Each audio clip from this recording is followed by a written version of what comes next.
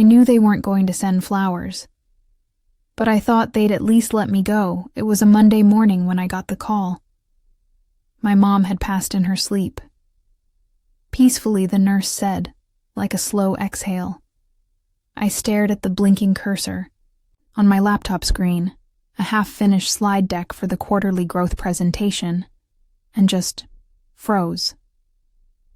My manager, Elena, didn't look up when I walked into her office. She was skimming through an analytics report with one hand and stirring her oat milk latte with the other.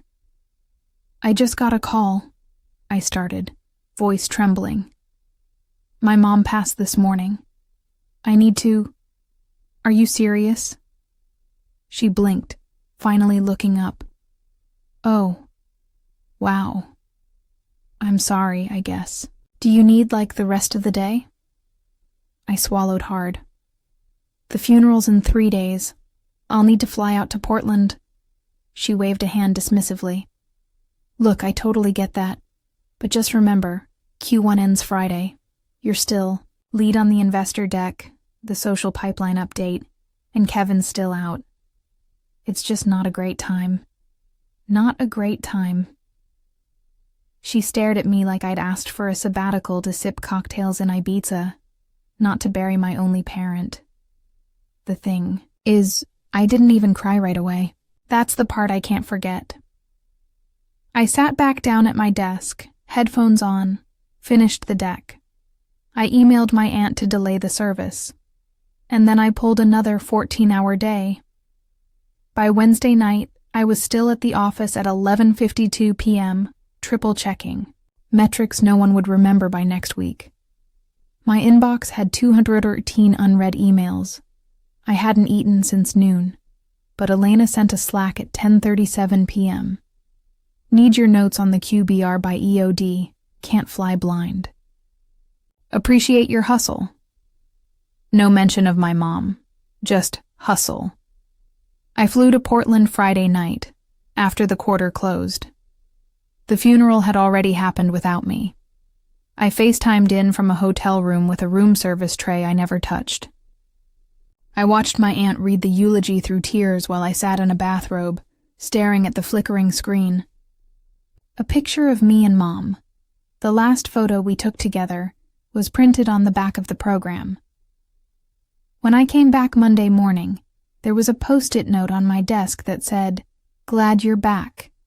Let's crush Q2." I stood, there, coat still on, hair still damp from the rain, and just stared at it.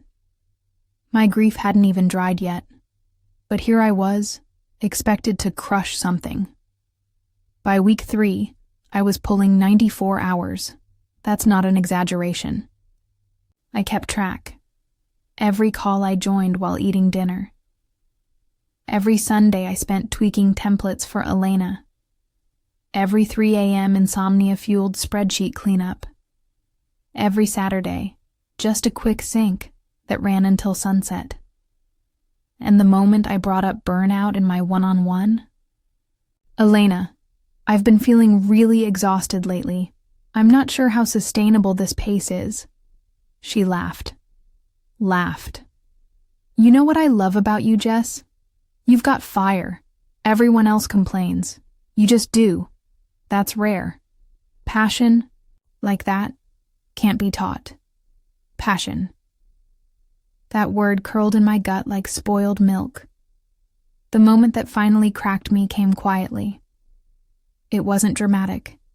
It wasn't even public. I was sitting in the break room, eyes red from another 2 a.m. Finished the night before. One of the interns, Emily, walked in to heat up her lunch. She paused, saw me, then whispered, "Hey, do you even go home?" I blinked. I opened my mouth to say something. A joke, probably. But nothing came out. Just this weird, hollow breath, because I couldn't remember the last time I'd felt rested, or happy, or like someone who wasn't replaceable. The kicker? At the next all hands, Elena stood on stage in her power blazer and said, "Let's all take a moment to appreciate Jess. She's been killing it. Long nights, no complaints. That's what passion looks like, people." Everyone clapped. I smiled. But something cracked inside. It wasn't burnout. It was betrayal. The applause faded, but the burn stayed. That day, after Elena's little shout-out, people passed by my desk with finger guns and smug little grins. "You're a machine." "Jess, don't know how you do it. If you ever need help sleeping, you can borrow my toddler." I smiled at each one, nodding like my life wasn't coming apart at the seams. Like my mother hadn't died. Like my mind wasn't cracking in half from the weight of pretending. But something had changed. Because this time, I started writing things down. I opened a folder on my personal Google Drive. Named it, just in case. Inside, I copied emails, Slack threads, screenshots of 1 a.m. messages, time-stamped files from weekends, holidays, the Sunday I missed my best friend's engagement dinner to revise a pitch that never even got used. I saved the video clip of the all-hands where Elena praised my fire. I highlighted the word passion in my performance review and pasted it next to my medical receipts, the ones from my urgent care visit when I fainted outside my apartment building. And still, I showed up. Still, I answered. Still, I played the role, until the role stopped feeling like mine. The unraveling began with the intern, Emily. Sweet, smart, new. The kind of eager that hadn't been dulled by grind yet. One day she slipped me a sticky note during a team call. "Hey, is it true Elena made you work through your mom's funeral?" I didn't reply. I didn't react. But when the call ended, she whispered, "She told someone that was true commitment. I thought it was a joke." I blinked. Once. Then I stood up and walked into the restroom, and I cried. Not the loud, sobbing kind, the kind that leaks out in exhausted silence, a body giving up because it doesn't know how else to grieve. That night, I did something I hadn't done in weeks. I turned off my phone at 8 p.m. Didn't answer Slacks, didn't check emails, didn't scroll LinkedIn, telling myself it was networking. Instead, I opened a blank document and wrote, "How they broke me." It started with a sentence, then a paragraph, then pages of memories, not just the funeral, but the time they scheduled a meeting during my biopsy results. The time Elena called, me overly emotional for asking if I could switch deadlines after a panic attack. The time they forgot my birthday but celebrated Kevin's promotion with cupcakes and confetti. That document grew every night, and slowly, so did something else. A plan. The next day, I met with a friend who worked in HR. Not at our company, a different firm. Discreet, kind. She listened. Didn't say much, but when I showed her the screenshots, she leaned forward and said one thing. "Jess, this isn't burnout. This is abuse." And just like that, the guilt I'd been carrying cracked. Because for months I thought I was the problem. Too soft, too tired, not ambitious enough. But no. I was just a human being, in a place that demanded machines. At work, nothing changed, but inside me, everything did. I stopped staying late, stopped answering Slacks after 6, started forwarding urgent weekend tasks to my personal email, time-stamped, started logging hours like it was evidence, because it was. They noticed. Elena asked me to chat. We sat across from each other in the glass fishbowl of a meeting room. She smiled. That corporate smile that doesn't touch the eyes. I've noticed you've been a bit less responsive lately. I looked at her. Calm. Yes, I've implemented boundaries. She blinked. Okay, but this isn't really a boundary-based role, you know? We're all in the trenches together. No, I said, voice flat. We're not. She stared at me like I'd just grown horns. I left that meeting and added the exchange to my just-in-case folder. Then I messaged Emily and asked if she'd ever felt pressured to work late. Her reply? She made me cancel my dad's birthday dinner to finish a slide deck for your project. My project? I never saw that deck. I kept quiet. For now. But I was done waiting to be rescued. Done hoping they'd see what they'd done to me. No, I wasn't going to quit. Not yet. Because the best revenge isn't rage. It's documentation. And power reclaimed. And I was just getting started. I waited 3 more weeks before I made my move. Not because I was scared, but because I wanted to be right. Every late email, every Slack with a fake friendly tone laced in manipulation, every "atta girl" in front of the team that got followed by a private reprimand. It all went into the folder. I time-stamped it all. Even screen-recorded a Zoom call where Elena asked me to ghostwrite an executive proposal for her annual bonus project. Her words, "Let's make it sparkle. You'll stay anonymous, of course." I smiled, clicked record under the radar. Let her sparkle. When I finally walked into HR, I was calm, not shaking, not emotional, just steady, like a fuse finally ready to be lit. The woman behind the desk, Sharon, gave a tight-lipped smile. "Jessica, was it? How can I help you?" That made me pause. I'd been with the company nearly 3 years. Managed crisis campaigns, trained interns, led strategy calls that saved client relationships. And still, I was a stranger to HR. "I'd like to file a formal complaint," I said, "against Elena Griggs." Her face froze.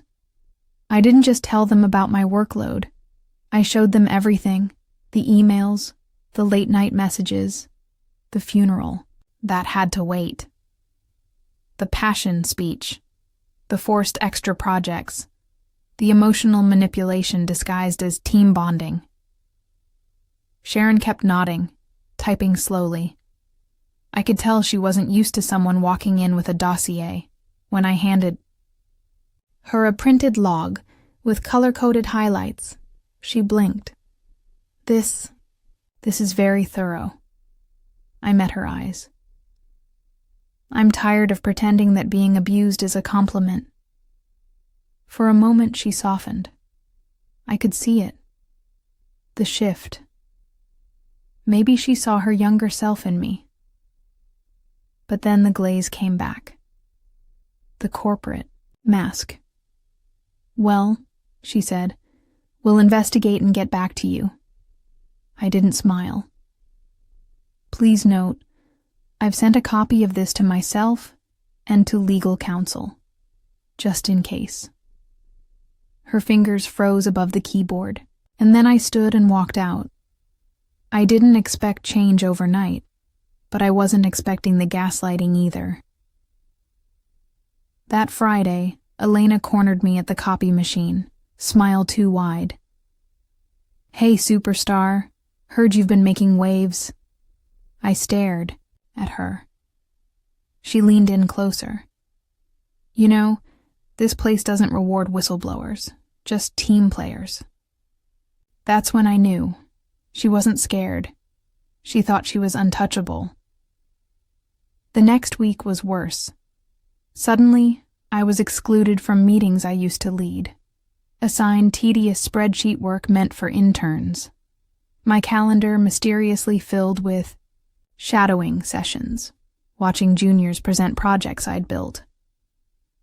One invite read, Optional for Jess, if available. I was never optional before.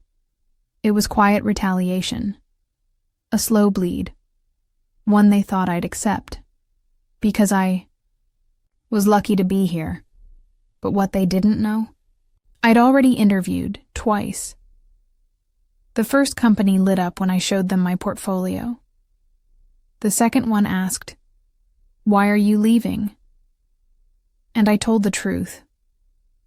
I didn't bash anyone. I didn't rant. I just said, I gave everything to a place that only valued what it could take. I'm ready to work where I'm seen as a person, not a productivity metric. The recruiter paused. Then she said quietly, "That's the best answer I've heard all year." By week's end, I got the offer. It paid more. It was remote. And best of all, it had real boundaries. But I didn't resign yet. No. I wasn't done. Because while they thought I was fading quietly, I was about to leave loudly. Elena had no idea how much time I'd spent preparing for this moment. It started with a message, a small one, sent on a Thursday at 8:17 a.m. "Hey team, just wanted to share a reflection from my past 3 years here. Hope it resonates. No subject line, no emojis, no corporate fluff, just a single Google Doc link." By 8:31, I could hear the buzz ripple through the office, monitors pinging, Slack threads lighting up like wildfire. By 8:35, the HR department's door shut quietly and didn't open for the next hour. By 8:45, Elena's office light flicked off. The document was 10 pages long, titled, "What Passion Really Looks Like, A Story of Silence, Burnout, and Boundaries." It wasn't a rant. It wasn't an attack. It was documentation, chronological, measured, devastating. It began with the funeral, the missed service, the slide deck finished in grief, the Sunday nights, the 89 quick requests sent after midnight, the "you're so dedicated" praise that never translated to pay or protection. It included screenshots, Slack messages with timestamps, photos of post-it appreciation notes, performance reviews that praised loyalty but cited room for growth on boundaries. A direct quote from Elena that read, "Real team players don't clock out emotionally. This job's a lifestyle." I also included a spreadsheet titled, "Hours Worked, Billed versus Paid," with a final tally, 94 unpaid hours in March alone. The closing line of the letter? If you've ever sat at your desk wondering if the only way to be valued here is to erase yourself, this isn't a resignation. This is a receipt. Elena emailed me privately an hour later. "Jess, we need to talk. This could damage reputations, yours included." I didn't reply. Instead, I opened my inbox and crafted one final message, addressed to the company's VP, HR, legal, and every single person on my team. I attached my offer letter, my timestamp documentation, and the official resignation. Subject line: "Leaving the fire before I burn with it." By noon, the company was a war zone. Half the team stopped working entirely. 3 interns walked out for coffee and didn't come back. Slack channels were filled with silent eyes emojis, people tagging HR, someone even asking, "Is this real?" It was very real. And I was free. But I still had one more place to visit. At 2:17 p.m., I walked to Elena's office. She looked up like she was ready to fight, all corporate steel and cherry lipstick, but I didn't give her the pleasure. I set a printed version of my document on her desk. I left the part about the bonus proposal off the public doc. "For now," I said. But I do have the recording. Her face paled. You think you're some kind of martyr? She hissed. No, I said, grabbing my coat. I'm just finally done being your fuel. As I walked out, people stood. Some clapped. Some just stared, stunned. But Emily, that sweet intern, gave me a hug and whispered, You changed everything. I didn't cry, didn't shake. I just walked out into the sunlight and felt for the first time in months, light. But I wasn't finished yet, because what they didn't know, the story had only just gone live. The story went live at 4:02 p.m. I uploaded it to a blog I'd quietly built over the last month. Nothing fancy, just clean text, no ads, no tracking, titled simply, This is what passion costs. Then I posted the link to LinkedIn with a short caption. 3 years, 1 funeral, 94 unpaid hours. Here's what happened when I said enough. And I logged off. By 7:16 p.m., I had 238 new connection requests. By 8:02, someone forwarded me a screenshot of a group chat from my old team. Every message was panic, denial, shock. By 9:27 p.m., the VP who never once said my name in a meeting had liked the post. And at 10:11 p.m., the first journalist DM'd me. Business Insider. She wanted to talk. Off the record, she promised. I said no. Not yet. The next morning, I woke to 5 missed calls. 2 from HR, 1 from Elna, and 2 from the new company that had just hired me. Nervous, kind, but clearly spooked. We support you, their HR lead said cautiously. But the story's growing. Are you planning media interviews? I paused. This was the test. I'm planning truth, I said. I'll understand if that's too risky. Silence. Then, no, it's brave. We'll adjust. I knew I'd chosen the right place. The post crossed 1 million views by Friday. Comments poured in like floodgates opening. People I hadn't spoken to since college messaged me to say they'd lived it too. A nurse who'd missed her father's surgery to cover a shift. A coder whose boss called his cancer inconvenient. An accountant whose miscarriage was treated as a scheduling hiccup. It wasn't just me. It never was. Meanwhile, Elena was spiraling. Someone anonymously leaked a Slack thread where she called me dramatic and manipulative. It backfired spectacularly, especially when someone else leaked a spreadsheet titled Internal Rankings she kept for performance reviews. I was listed at the top, beside the word disposable, too emotional. Legal got involved. The company issued a statement, vague, cold, full of HR jargon. But people saw through it. By the end of the week, 2 more employees resigned. Emily posted her own story, short but cutting. They told me to be more like Jess.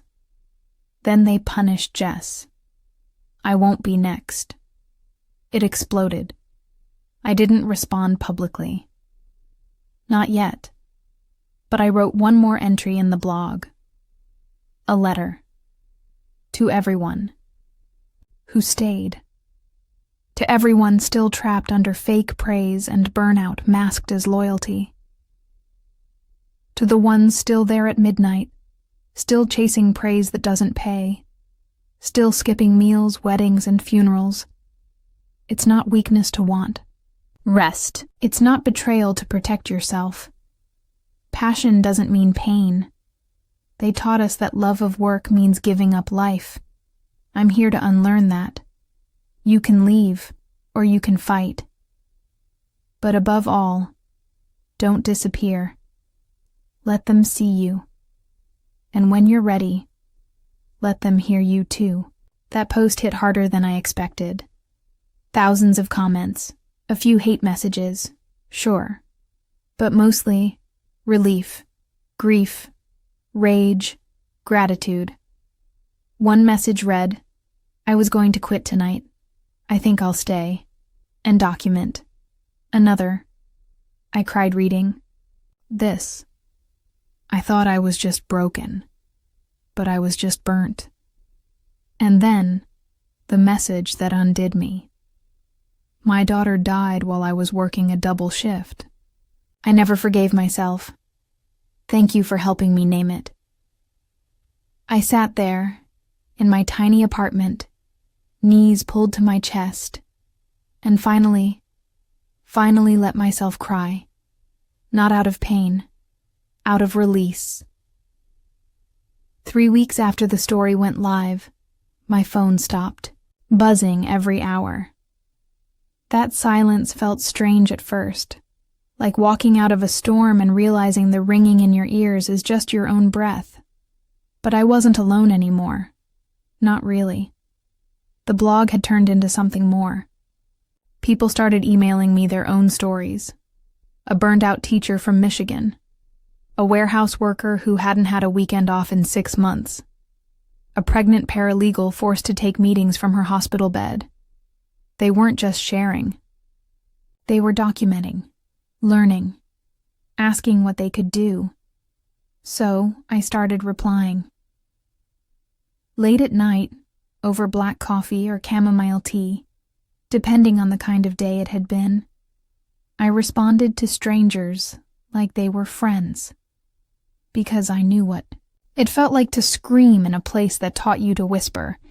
Then came the message I didn't expect, from Elena, a brief email. No greeting, no sign-off. Would appreciate a chance to talk, off the record. Coffee? I reread it 4 times, not out of fear, but because I felt nothing, which was its own kind of healing. I didn't reply for a full day. Then I sent back, "Sure. But I'm not here to protect your reputation. I'm not angry anymore, just clear." We met at a small cafe. Neutral territory. She looked different. Slightly hunched. Lipstick missing. The shine was gone. I watched her struggle to make small talk, asked how I was, congratulated me on the new job, like she hadn't tried to erase me 6 months earlier. Then she said something I'll never forget. "I didn't know you were that unhappy." I looked at her, hands around a chipped ceramic cup, and said, "That's because you never asked. And when I told you, you called it passion." She flinched. Good. She tried to pivot. Said she'd been under pressure too, that upper leadership demanded it, that I had to understand how hard her job was. Let her speak. Then I said, "We all have a choice. You chose to climb by stepping on people who trusted you." And then I stood up. "This isn't revenge, Elena. This is accountability. You never saw the cost. Now you do." She didn't respond. But I think, for once, she heard me. After that, I didn't check back. Didn't stalk the company's page. Didn't track who stayed or left. I was building something new. My blog became a site. The site became a community.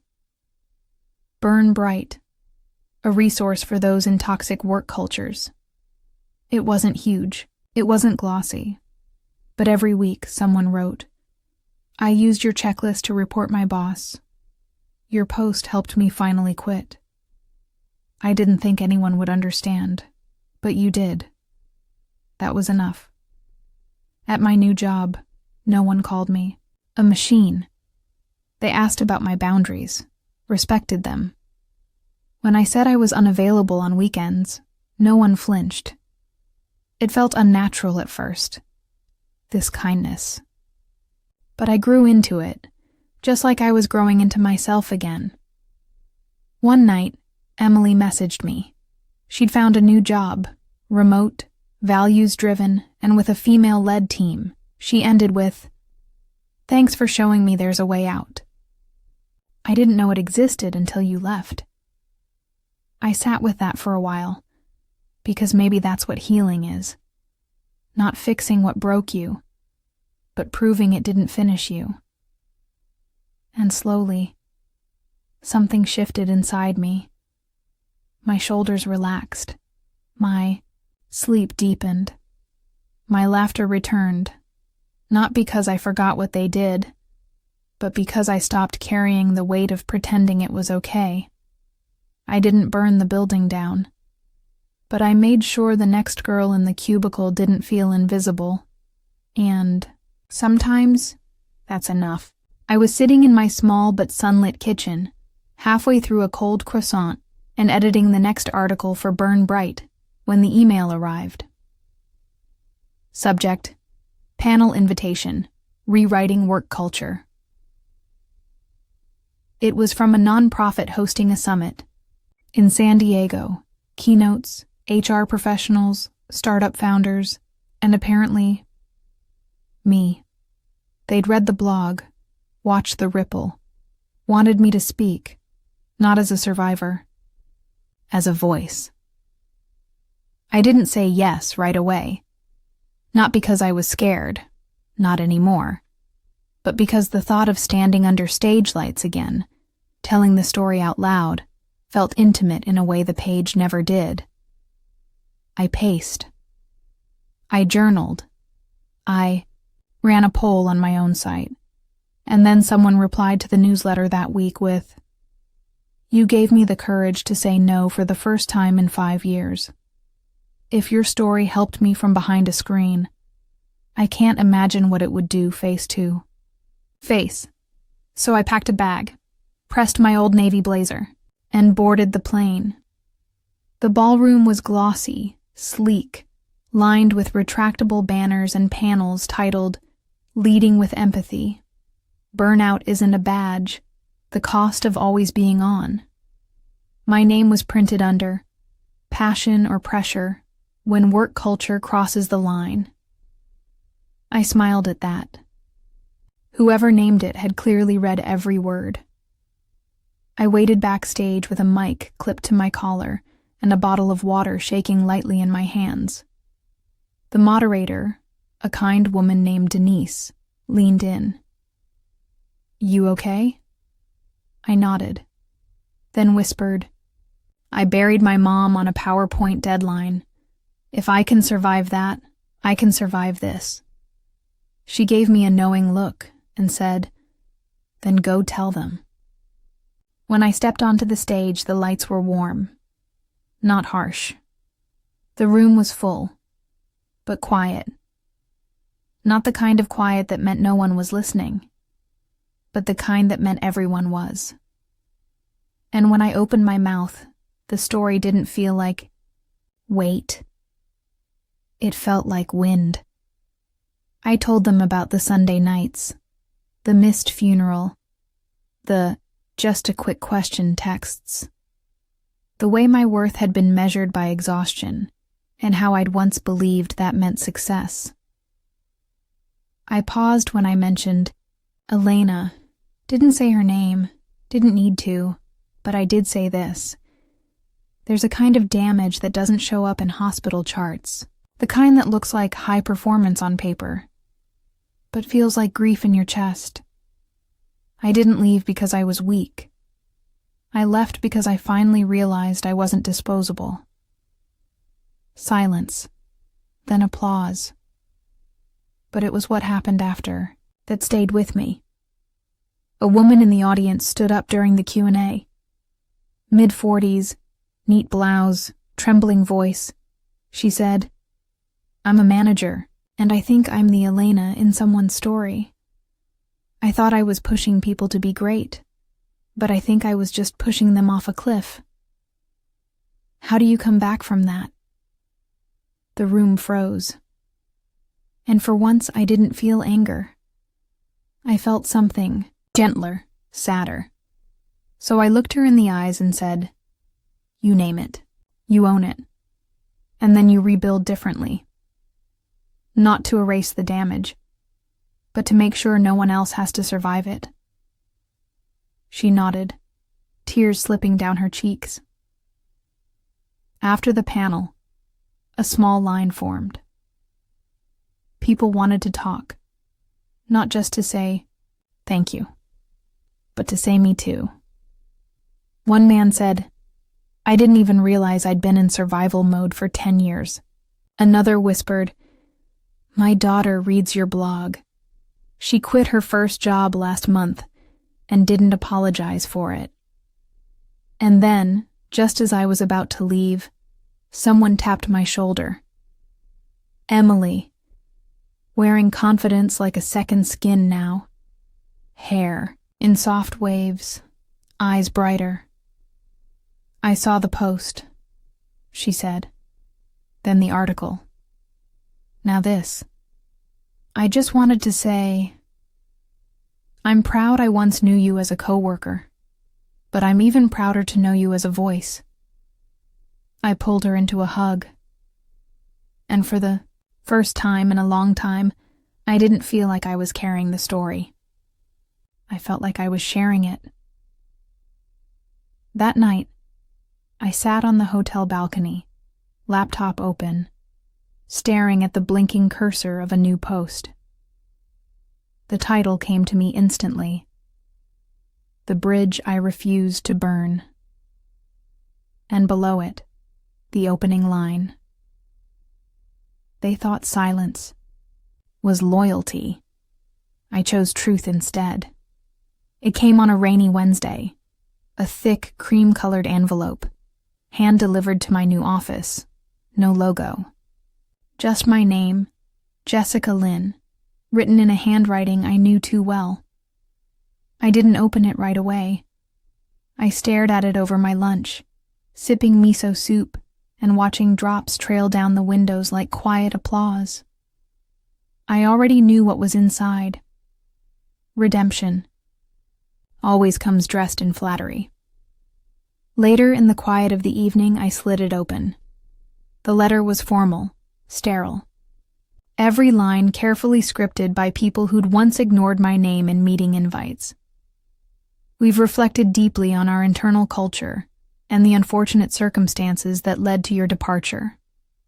Unfortunate. Your recent thought leadership has resonated industry-wide, and we believe your voice would be instrumental in helping us rebuild. Rebuild. We are offering you the newly created position of Director of Employee Experience, with full autonomy and a 6-figure package. Autonomy. Now they offered it. Buried at the bottom was the real pitch. "We'd love for you to return. As a consultant. Or perhaps as a leader." I folded the letter, placed it back in the envelope, and wrote exactly 5 words on the flap in black ink. "You can't fix what you hid." Then I slid it into the trash, and finally exhaled. I didn't need to go back. Not to prove anything, not to punish them, not to relive it. The truth was they had already paid. In reputation, in retention, in regret. And I had healed. Quietly, fiercely, publicly. 6 months later, I was giving a talk at a university career panel. A freshman raised her hand. Nervous, bright-eyed. The same age I was when I thought, yes, was the only word that got you noticed. "What if you're scared to speak up?" she asked. "What if you're scared they won't listen?" I smiled. "Then write it down. Save the screenshots. Keep the emails. Don't speak for revenge. Speak so the next girl doesn't wonder if she's crazy for crying at her desk." She nodded slowly like someone filing a seed for later. That night, I published my final blog post on Burn Bright. It simply read, "To the ones still at the desk. They'll tell you you're dramatic, that you're replaceable, that you're young and this is just how it is. They'll call it hustle, call it hunger, call it passion. But here's what they won't call it: abuse.